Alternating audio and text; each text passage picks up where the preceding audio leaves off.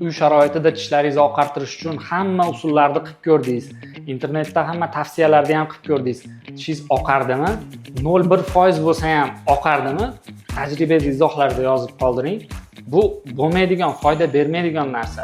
Uy sharoitida stomatolog yordamisiz tishlarni oqartirib bo'lmaydi.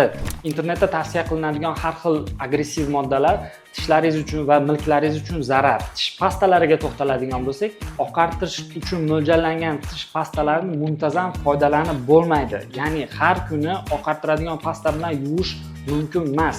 Nimaga? Chunki bu tish yuzasiga, tishni emaliga najdaqdaka ta'sir qiladi. Ya'ni bu shilinishiga olib keladi. Tish yuzasi shilinganidan keyin, ya'ni boshlaganingizda bu qanchadir miqdorda tishingiz o'zini rangini ochib beradi, oqartirmaydi lekin.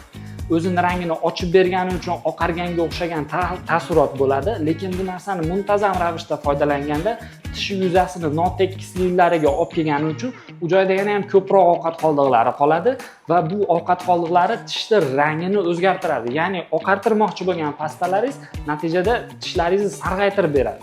Aynan shu sababdan oqartiradigan pastalarni haftasiga yoki 2 haftada bir marta foydalansa bo'ladi. Tish yuzasida qolib ketgan tish qarashlarini yaxshiroq tozalash uchun, lekin muntazam foydalanib bo'lmaydi. Agar tishlaringizda o'zini rangini chiqarish emas, oqartirish bo'lsa maqsadingiz, stomatologga murojaat qiling.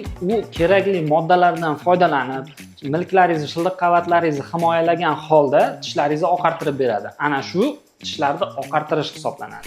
Agar siz ham tishlaringizni oqartirmoqchi bo'lsangiz, qabulimga yozilishingiz mumkin.